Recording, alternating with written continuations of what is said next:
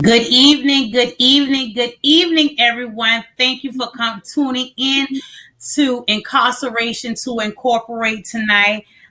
Thank you. We got a great show on tonight. We have Julius Campbell, we have Ariel Felton, and we have Martina. Tonight, we're asking a question. Is education a remedy to incarceration? Now, Miko, go ahead. What up? I am so proud of you. You did an excellent job. Ladies, what's going on? How you doing? Those of you that are watching us as well, who are we? As she says so eloquently, incarceration to incorporation. And what are we? We provide a platform for returning citizens. Why? Because so often those that are returning home feel that they're in this thing alone. And we want to change that narrative. We want people to know that there are countless men and women returning home from prison doing well. They are not repeating. They are not building the recidivist rate. They are successful either in business, successful in their organization, successful in their relationship, successful all the way around. And that's what we do. We provide this platform for returning citizens, for relatives of returning citizens, and also for the resources for returning citizens. And so we thank Julius Hall for being a part of this, giving us this platform. We also thank AB for having the brainchild for this idea that men and women can come on and tell the world that we are doing good. No more are we allowing the narrative to be hijacked, saying that we are coming right back to prison. That is different. However, tonight we want to speak primarily about our young people.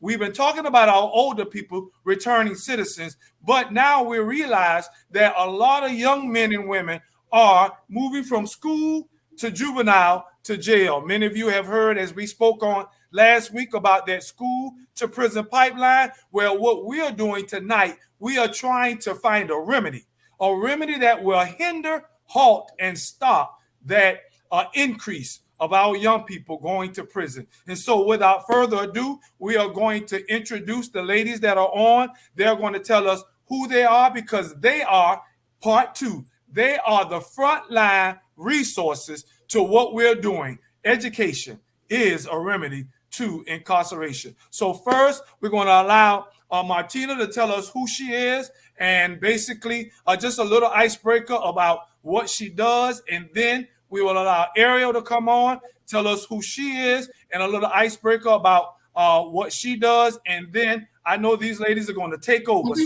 go ahead, Martina. Well, thank you, Julius, and thank you for Marie for having us on.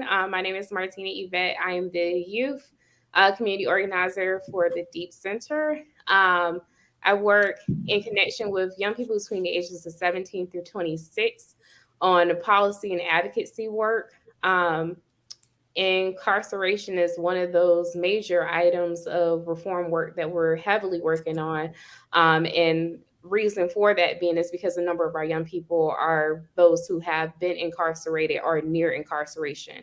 And we say near incarceration because we want to be able to be that prevention measure for them so that they will not have to experience that.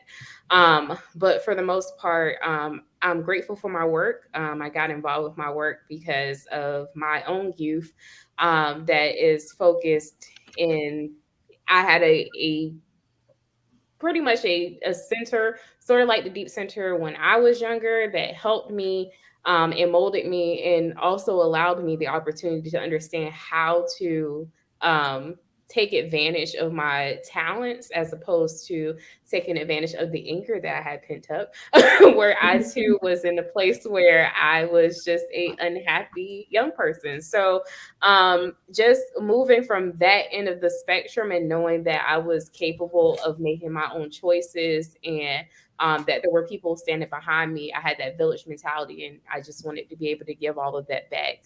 So just having that reinforcement. So thank y'all again for having me on. I'll pass it to Ariel. Thanks, Martina. I'm Ariel Felton. I am a director of youth programs at Deep Center. So what that means is I sort of supervise a few of our youth programs that go either into the middle schools and have creative writing workshops with young people, or they take our high schoolers outside of the four walls of a traditional learning institution and get them looking into their own communities and using art, writing, poetry, creative expression to sort of talk about what they see, right, in their communities and in their worlds, all the way to what we're going to talk about today, working with systems involved youth and rep, which is how I know Julius. He is an awesome life navigator for our young men in our rep program at Deep Center. As for my own background, I think for me, growing up, I just saw a lot of young people around me falling into certain pit holes or pitfalls, as they say. And I'm actually, Martina, I think that's great that you had like a Deep Center where when you were growing up, because I really wish that I did. I really wish that my community did at the time. And I think that's kind of what brought me to Deep. I've always been a writer first and foremost, as how I express myself the most, what feels the most true to me.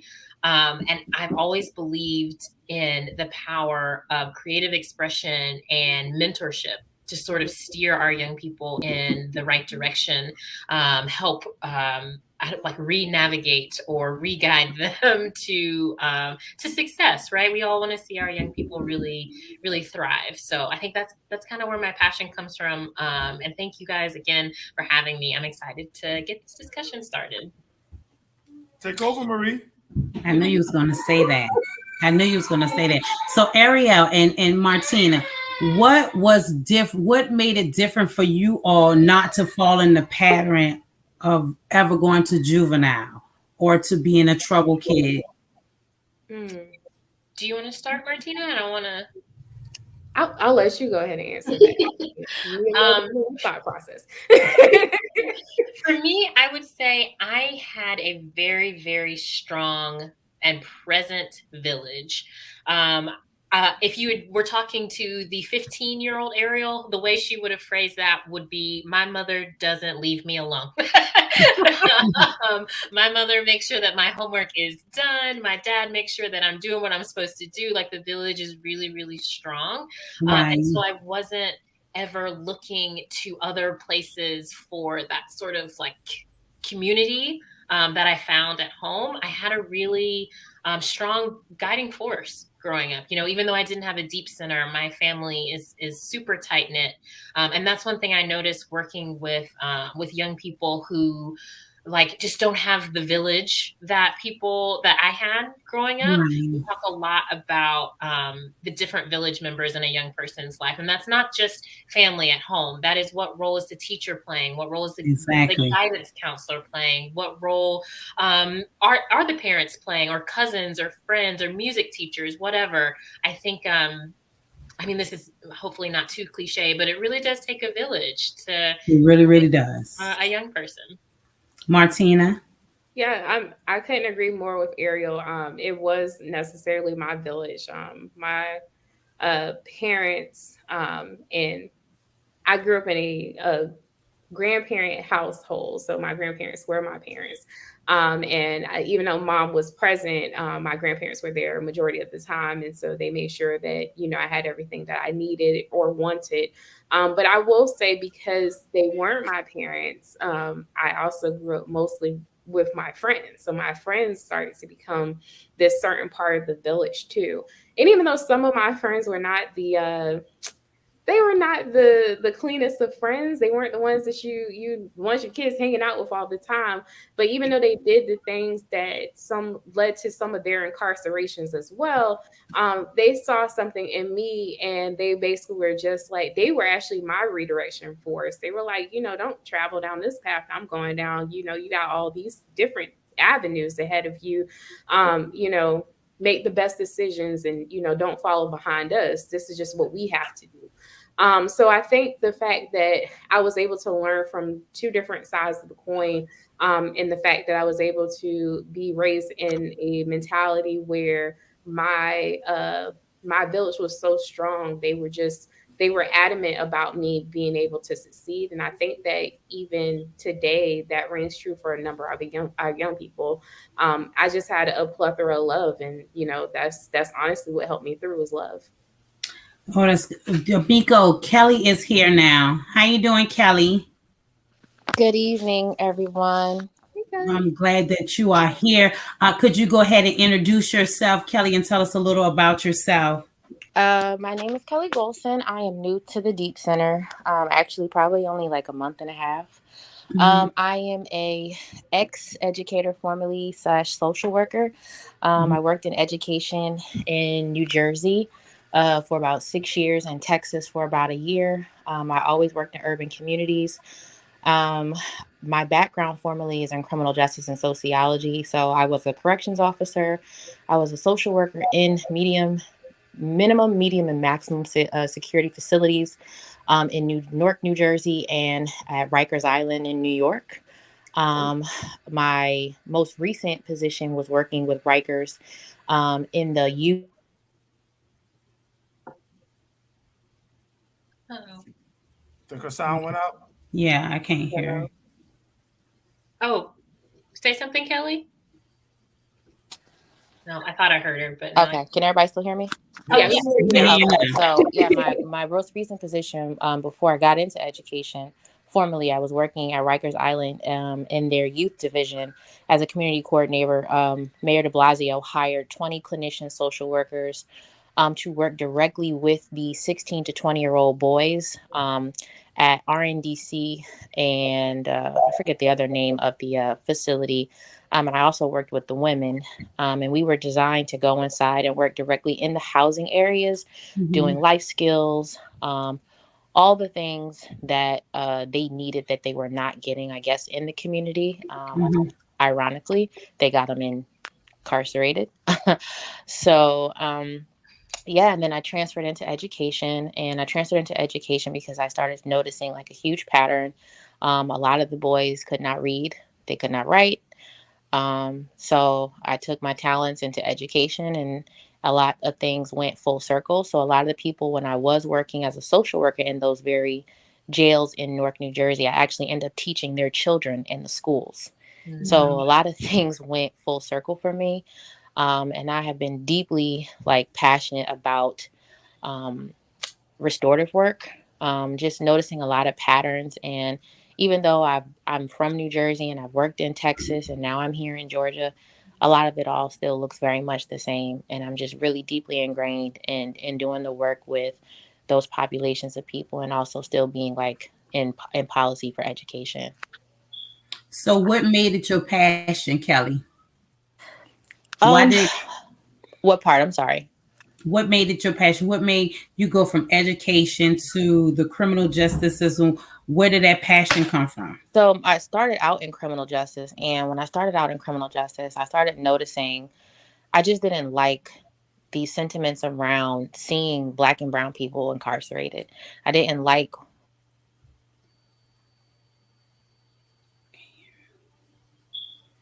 She stopped there for a minute. I think she's driving, so I believe she may have hit an area. Okay. So she's driving. I didn't like seeing. Sorry, my connection is weird in the house. I didn't like seeing so many Black and brown people incarcerated, and I also didn't like how sometimes there were policies and procedures that were happening that integrally I just didn't like. Just doing a lot of things and paperwork that they wanted you to sign off on, and it just wasn't right. And it just didn't sit well with my spirit. Okay. Yeah. When you say sign off on, what do you mean by that? So essentially, the inmates, if there was, I guess, like a fight or a brawl or anything that happened in the facility, how they Mm-hmm. had to use like excessive use of force. Mm-hmm. I was working on what they call CERT teams. So I was a part of a team that had to go in and do quote unquote shakedowns. And Right. they would go in and they would, shake the rooms down and take all their things and throw it in the trash or completely like discombobulate their rooms and basically write a report and saying that it was, contraband. And it was like Right. pictures. It was their food, and it was things like that, or them using excessive use of force and assaulting inmates, and then you have to go to court and testify. Just a lot of things that You didn't agree with? I didn't agree with. And I just felt like I was coming to work doing a lot of counsel, doing a lot of therapy, and there's a code when you work in those facilities, and they don't like that. Right. They don't like when you're too invested in things like that. And so I felt though my skill set and my heart would be better positioned in the other side of that. And that's when I started working at halfway houses, um, and doing more of that work and doing more workshops and lectures, along New York and Jersey City. And then I transferred into education because I Mm-hmm. noticed then there, the men still did not even know how to read their dispositions. They didn't even know why they were even incarcerated in the first place. They didn't know that their bail was only $500. They were sitting for months and months and months for pretrial and didn't even have the money to bail out. Some of them, if it's $500 and it's a 10%, they could get out. Right. Bail bondsmen, the system is just crooked. So I want to ask a question now to each one of you. I like First, to. first of all, while I'm asking this question, Shakita, how you doing? We're glad that you're always a faithful help. Good evening to you and your family. Donnie Black, he asked a question. Donnie Black says, education is an important remedy. And also Trayvon Jones is watching with us as well. And I know that Tisha out of Las Vegas is also coming on with us. But I want to ask you three a question. Since we are looking at this from three perspectives, all three of you have passions for helping our young people. My question to you is, what can we do practically? Because I know we did a lot of talking and we're coming at this from a lot of different perspectives. So number one, what can we do practically to help? And number two, what are you doing intentionally to bring that to pass? So we'll start with you, Ariel, then we'll work our way to you, Martina, and then you, Kelly. Okay, so what can we do? And when you say practical, do you mean like resources, like actual things that we can put into place to help young people? Yes. Well, we've already kind of talked about how important it is to have a village that believes in a young person and hasn't already given them some, terrible narrative or or some stereotype that they just believe that this young person is destined to end up this way. I really do believe having adults who believe in you and who are listening to you can change like the course of a young person's life. Secondly, I think that there's so many like resources that I think we don't even think of being kind of like pitfalls to incarceration, right? There are tough choices that people have to make when they do not have jobs, when they are not sure where their next meal is going to come from, when you are a young person and you have to help pay bills because mom's job is not helping to pay the bills. There is obviously education is extremely important. I know we'll get more into that later, but I think it is a really important slice of the pie of the resources that we give young people, because once you have education opens up so many doors, right? You just have more options in your life once you have that education under your belt. And I think we've probably started to think of that education as looking one type of way, like you have to graduate and you have to go to college. But there are so many young people in Deep who are learning skills that like are going to take them so far, that don't have anything to do with, you know, having a college degree. Anything from being an artist to being a hair braider, a a cosmetologist. These young people are talented. These young people have interests that I think will take them really far if only the adults around them are taking their passions as seriously as they want to. I think as far as my role, especially at Deep, that's kind of what a director of youth programs does, right? I talked about the 3 programs that I kind of supervise right now, and each of those gives our young person, gives young people something, whether it's a creative outlet or a mentor that they can turn to, or just like a safe space to be themselves if home isn't that safe space. Again, in the REP program, especially, our life navigators are there with our young boys all day, helping them finish schoolwork, helping them make, you know, correct life decisions, helping them or showing them other options, taking them to Savannah Tech and saying, okay, so you're not into school, but like, look at this quick degree you could get and then have a job like that. So you don't like college? That's fine. College isn't for everybody, but here are these other options. And I just think it's super important to have mentors who have been there and who know what they're talking about and who have shared life experiences. It's hard to try to learn from someone who hasn't been in your shoes. So yeah, I feel like I talked a lot, so I'll pass it over to Martina. I think you did a wonderful job, and you hit so many things on the head as well, Ariel.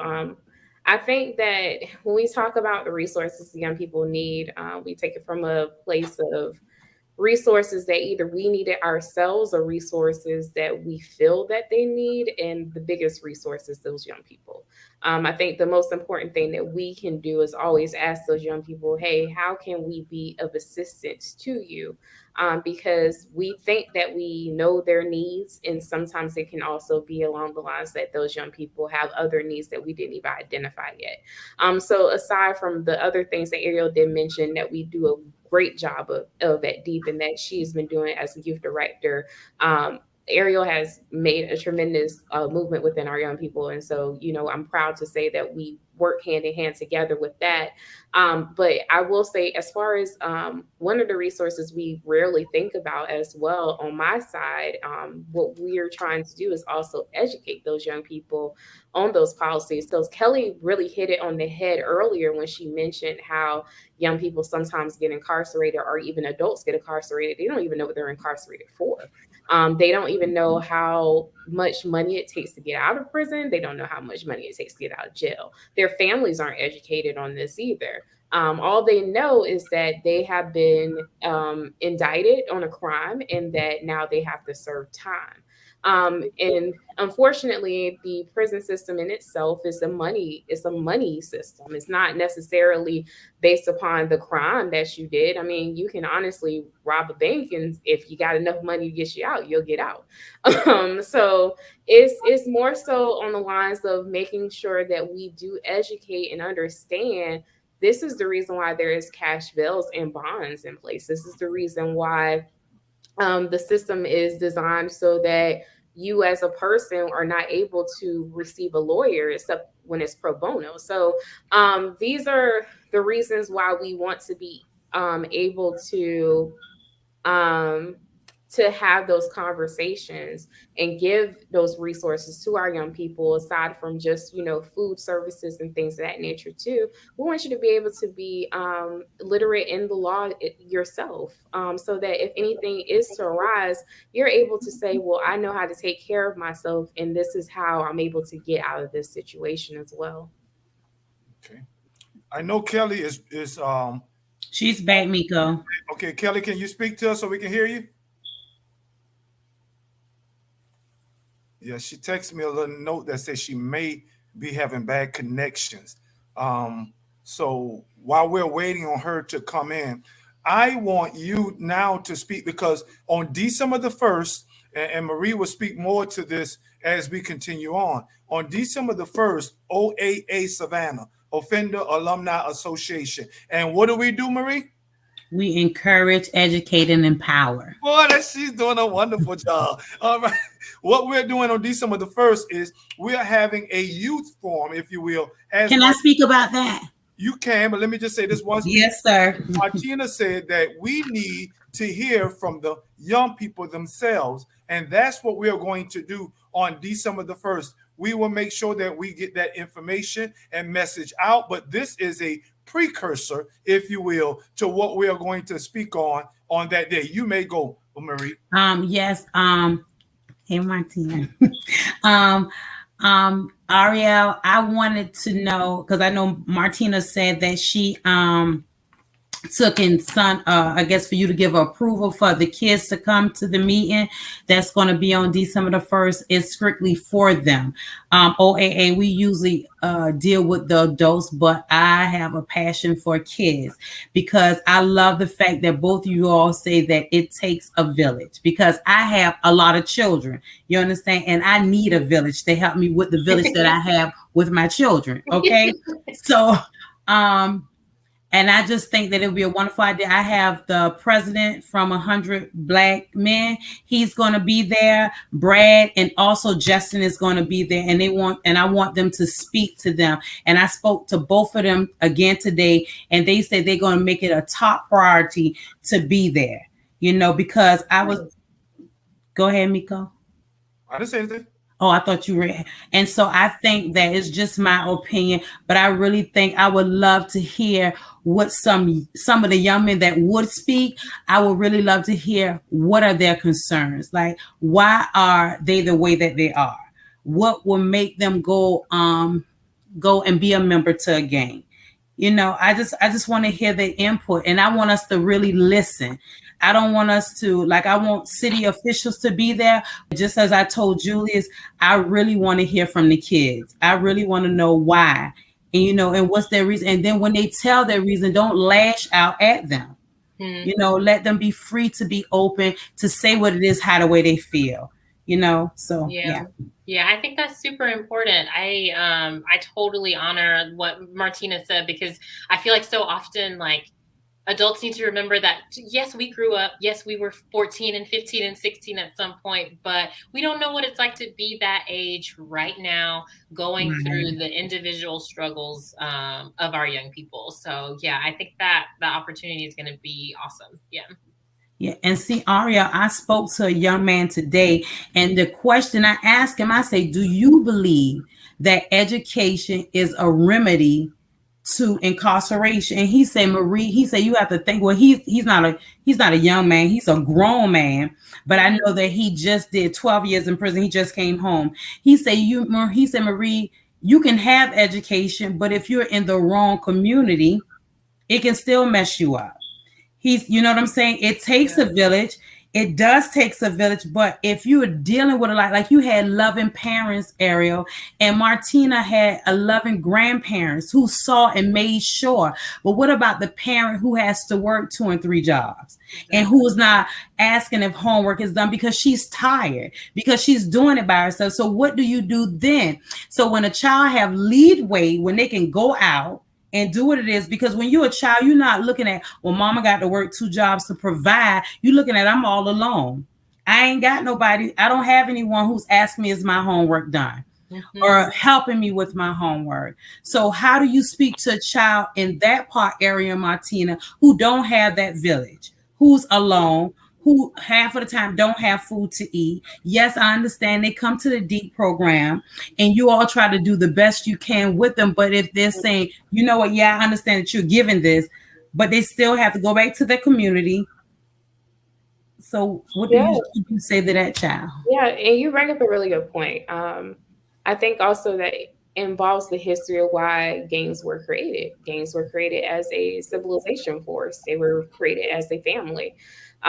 The Crips, for example, when they started out in East California, was created because there was a factory that closed the majority of the people in that area that were Black and brown worked at. And so they formed this coalition called the Crips that soon turned into gun violence because it became a better resource to sell drugs than it was to actually be able to put into it the way that they wanted to as the first formation, which was being like a catalyst under the Black Panther Party. So when we think about how gangs formulate and why they're important to certain communities, we have to put into play that sometimes it's more so gangs are their own resource. The things that we cannot provide, the gang can. And so we have to think of it from a way of not intimidation practices when it comes to gang violence, but ways that centralizing what the concept of a gang means. What is it that we don't have in certain organizations that we need to bring into those matters to our organization? So rather that mean like a development of different food sources to combat these deserts, or if it's along the lines of actually giving our young people leadership roles.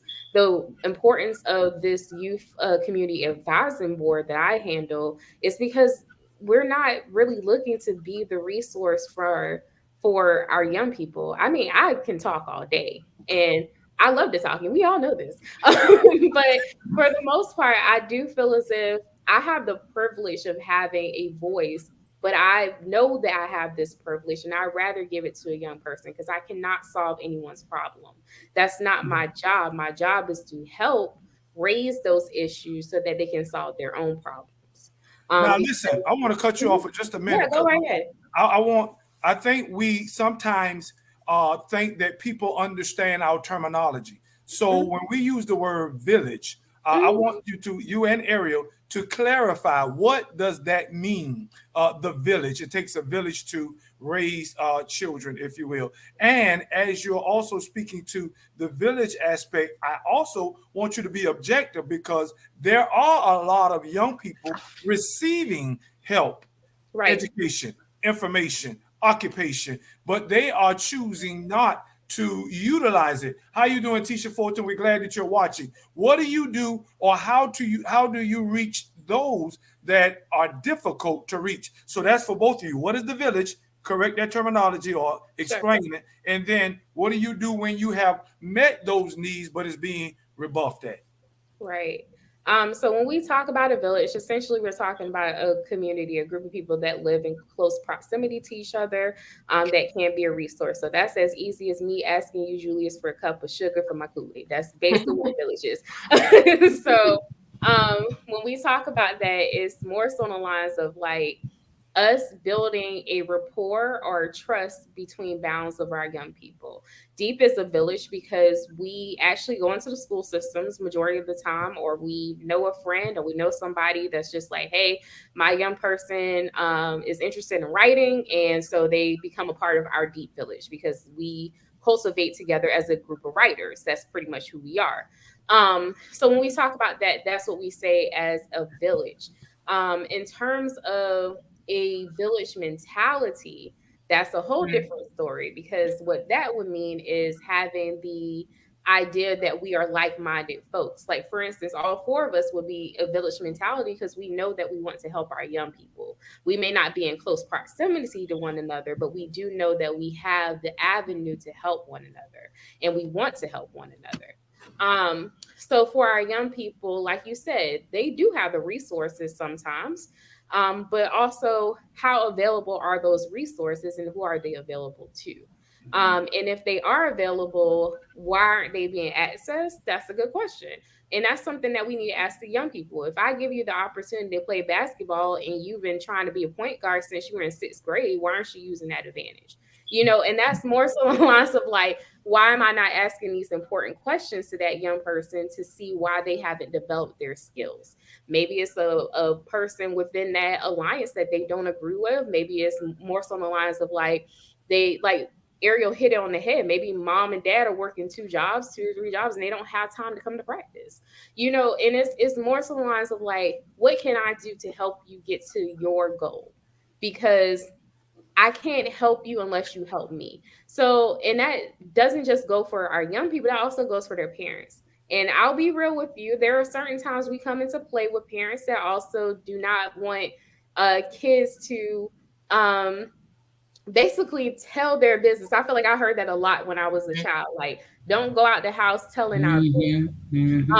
So I feel like when you hear certain things like that, and even chastising someone else's child, when you see that the child is doing wrong, I mean, that parent can sometimes get a little drunk with their power, and they may go off on you for correcting something that may need it to be corrected. And so I think it's more so the lines of like defining what that means as far as who needs to be a part of the village too. Because I'll be honest with you, Noah didn't bring everybody on that ark, right? So, Well, he didn't.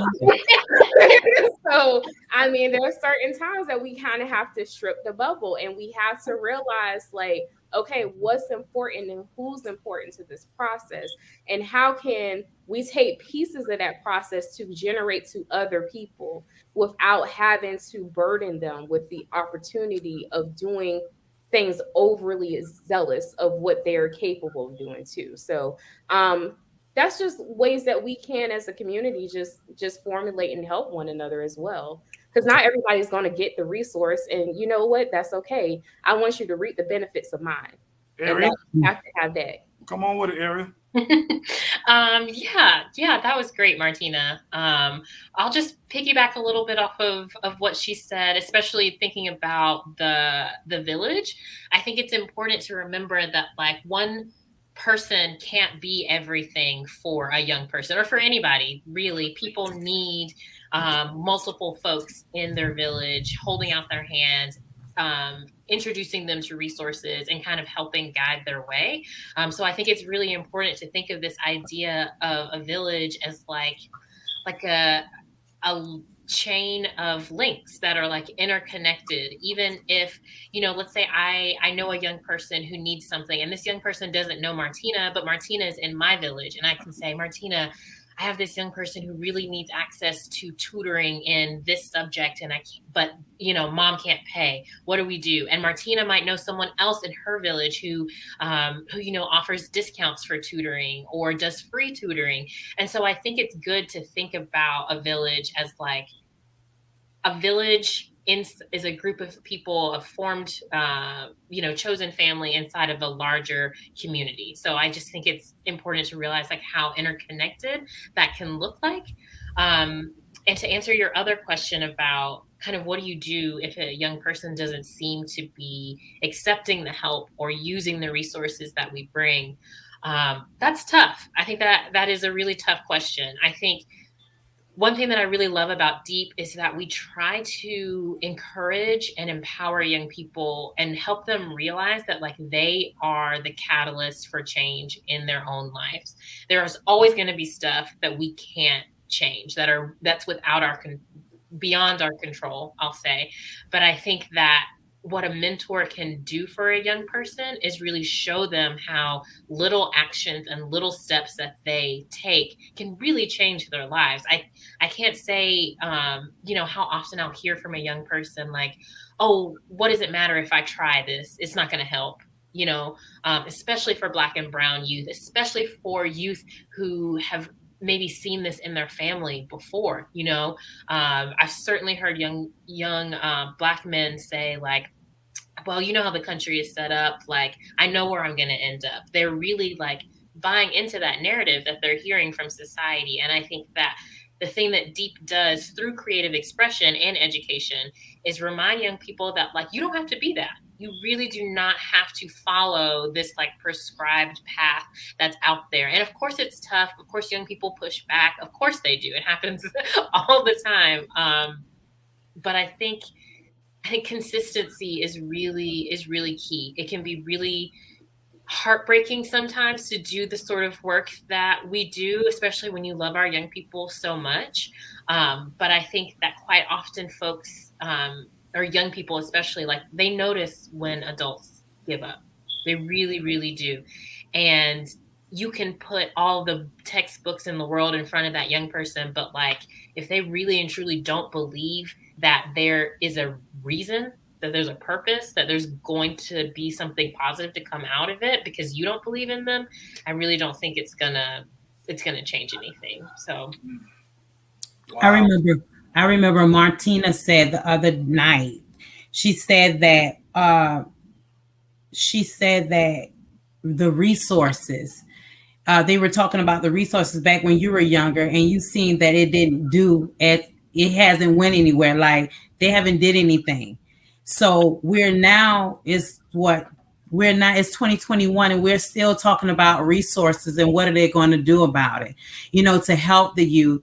And one thing, Miko is objective of this because I come off really strong when it comes to the youth, right? And because it's not that he don't want what I want, it's not that he doesn't, but he feels that I'm just like, okay, we done talked about this 1, 2, 3, 4 times. Now I'm tired of talking about the same thing. Now, what are we going to do? So if Martina being the age that she is, and they've been talking about it back then, and nothing has been done, and we're in 2021, and we're still talking about it, and we're asking it to be done. Okay, so what we supposed to, how long do you want me to be nice, Julius? Wow. Okay, well, while I'm thinking about the answer to that question, Beverly Manning came on. Beverly Manning says we can answer this question. She's basically agreeing with what you ladies have said about the village. She says we have to sometimes take on the whole family to reach one child. What is that? What do you mean? Well, I know what she means, but speak towards that while I think of an answer for Marie.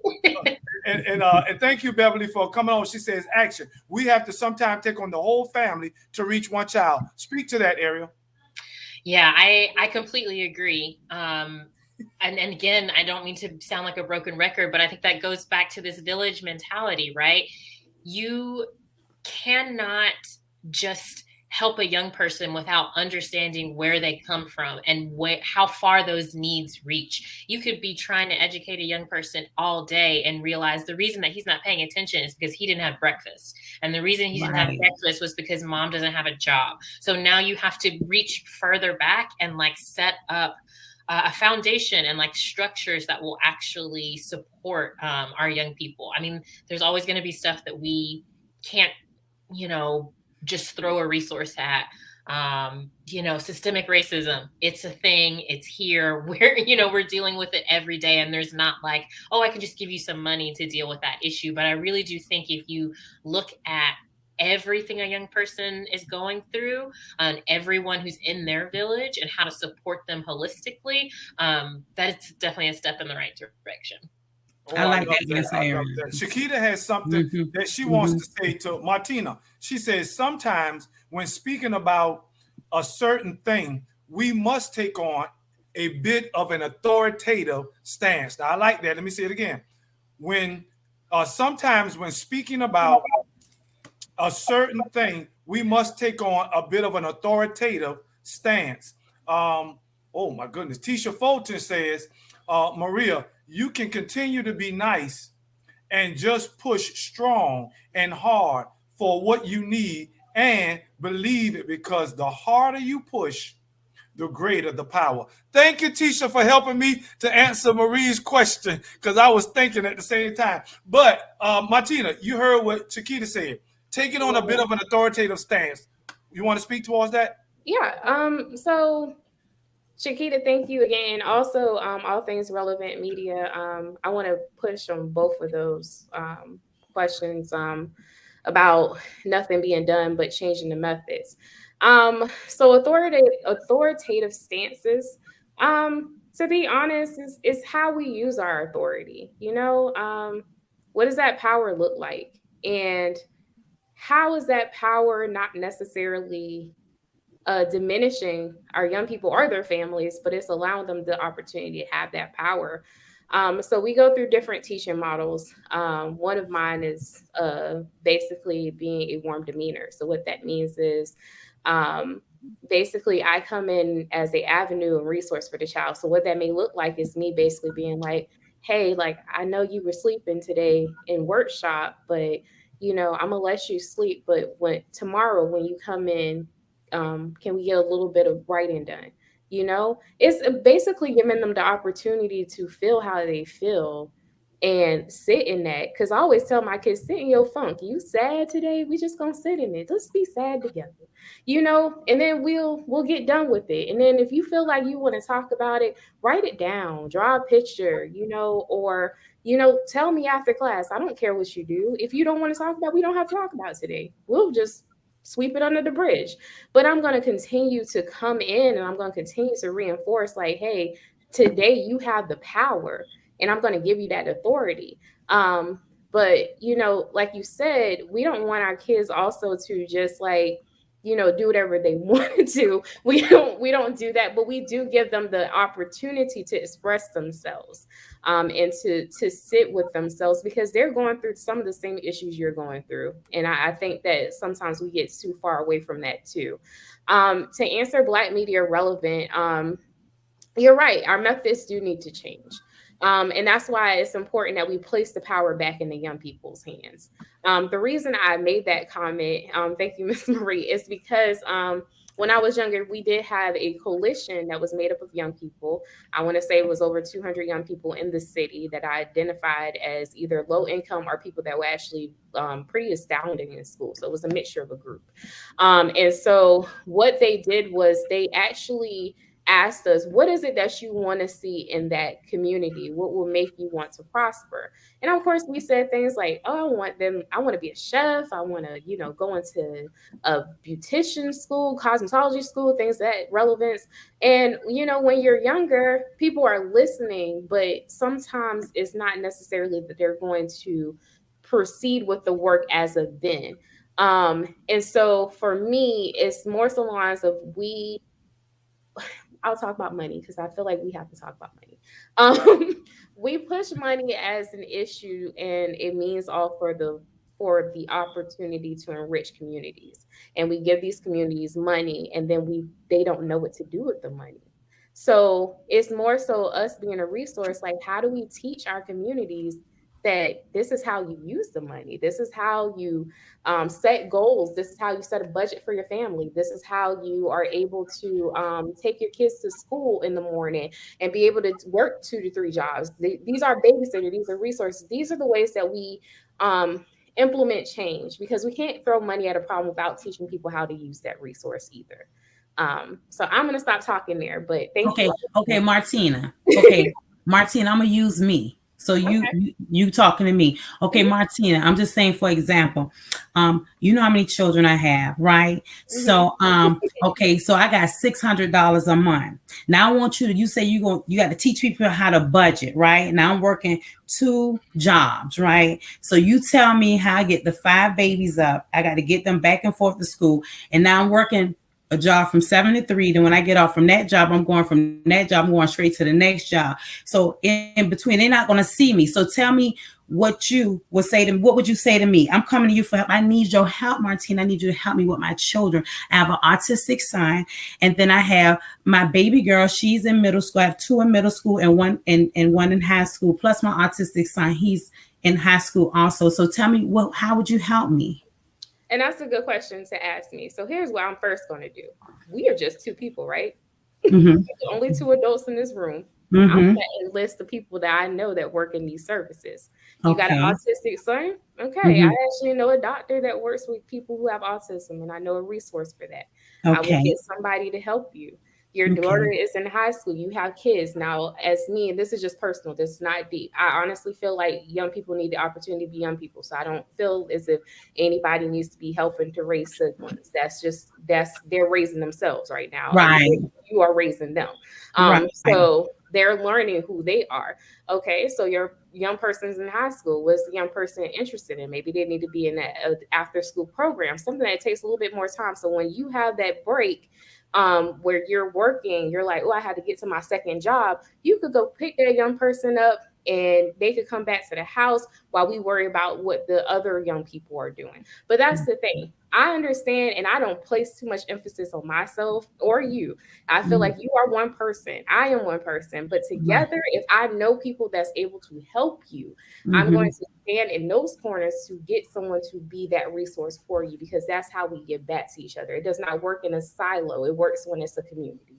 That's And right. Oh, I love that. I love how you answer that. Now, I want to jump in. I want to say one thing, but then I got to also play the devil's advocate. But let me give you an opportunity right now to answer this. Ariel, you can help us out first.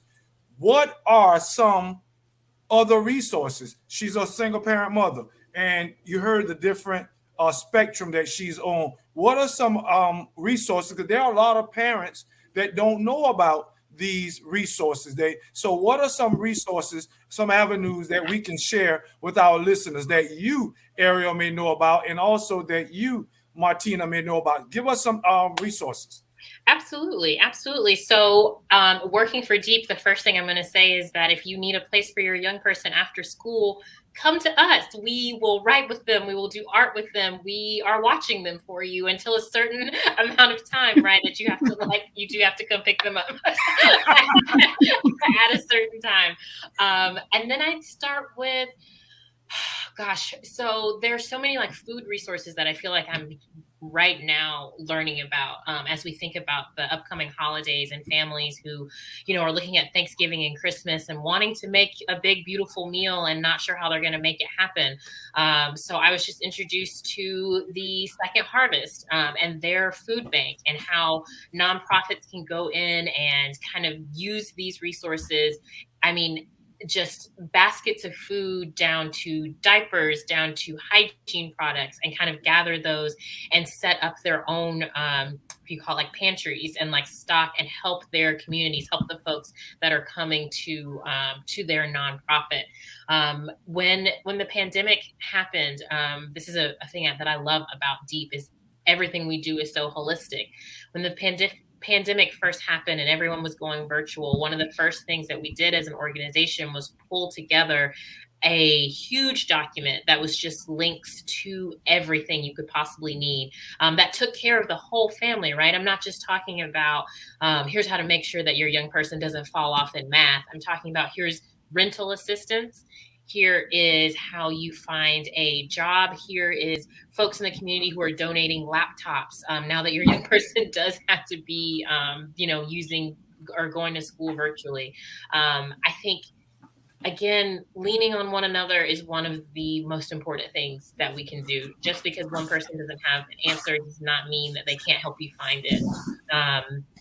I won't remember every resource in that document, but our Deep's COVID response resource document is available to everyone. It's just a link on our website, and it's all local stuff, right? It's here in Chatham County stuff that can really, really help the whole family. Martina, you answer the same question, but before you do, one of the writers says these resources could be provided to the schools, social services, social workers, and guidance counselors to provide to the parents. Go ahead. Yes, that's correct. And to be honest with you, again, Deep is such a great resource. I know Ariel does this often. And when I was working in programming with the young people for Deep, I also did this. But we are in contact with your social workers and guidance counselors at school. So if we don't have a resource, or they have a resource that we don't have, we will work in combination with them. So we work hand in hand. I will say, for the most part, because we are working in tandem with the school systems. A normal amount of the resources we get are hand in hand with that school. So again, I would like to reference again Ariel's plea of the COVID resource. We do have that rental service assistance, things of that nature. For my side, because I do work primarily with educational resources and advocacy work, I would like to give a shout out in there on your ticker. APRI is a great resource for us. The A. Philip Randolph Institute is another organization we do work hand in hand with. They do provide resources for young people to get jobs.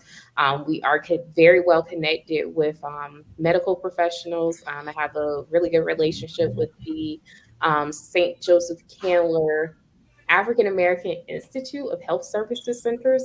So if you're looking for anything in regards to health education for your young people, that's also a good resource.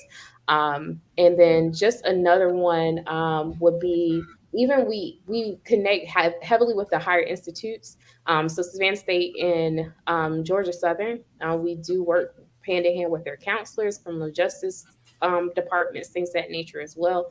And I will be completely honest with you, everyone here that works for Deep, we're what you call the pull-uppers. We will pull up. If we don't have a resource, we will find it. If you tell us it's something we don't have, we are going to go straight to that building and be like, hey, I have this, and this is what I need help with, and we'll find it for you. Because that's just what it takes. It takes us being able to be in that connection with that person, so that we can advocate and be of resources. Also, this something related, in which I feel like we haven't talked a lot about, is abuse services or prevention, things of that nature. We are very well connected to that as well. So again, I think somebody hit it dead on the nail. Like, we have to be an advocate, not just for the child, but for the family. Oh man! So we are getting ready, ladies. We're at the end, and we want to give you an opportunity to speak to our audience.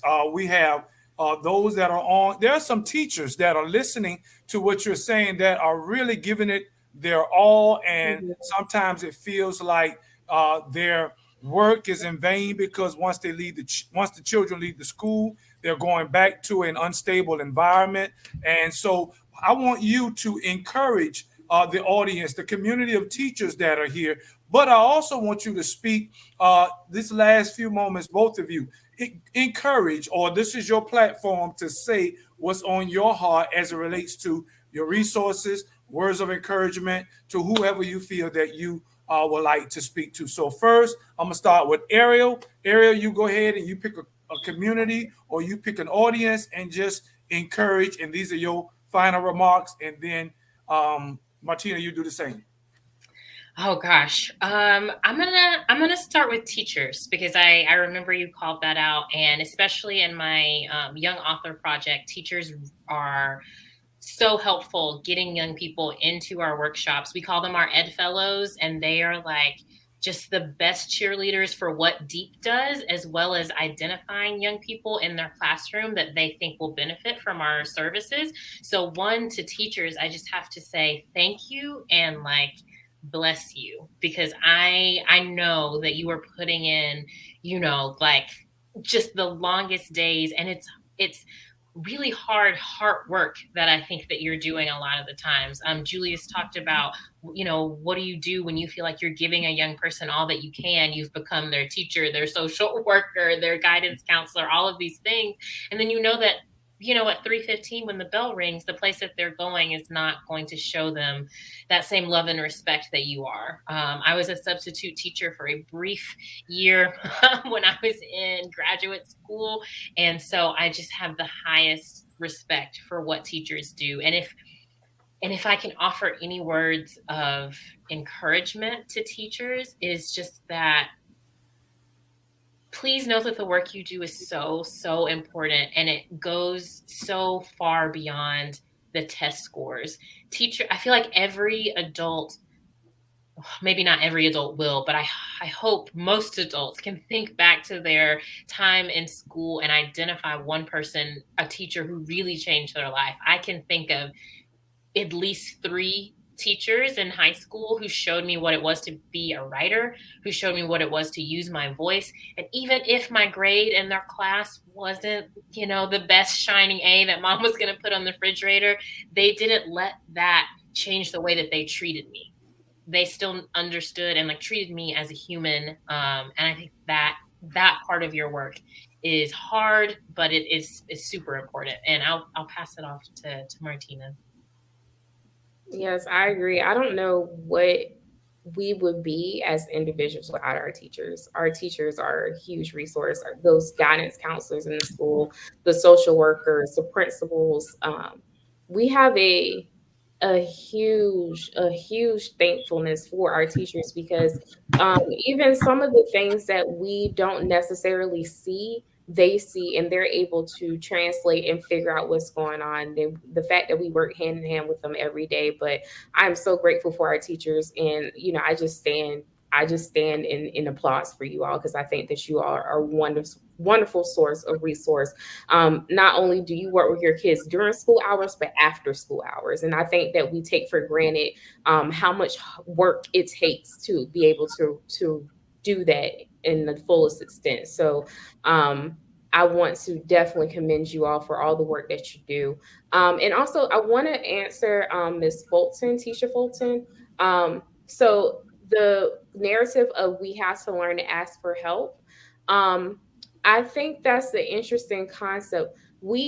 I feel like maybe it is possible to learn how to ask for help, but I feel like also sometimes we have to preference it as organizations sometimes of how can we best be able to advocate for your help. Because I think for the most part, you can ask for help, but I feel like people have feelings, sometimes emotions get involved, and sometimes you don't know how to ask for help.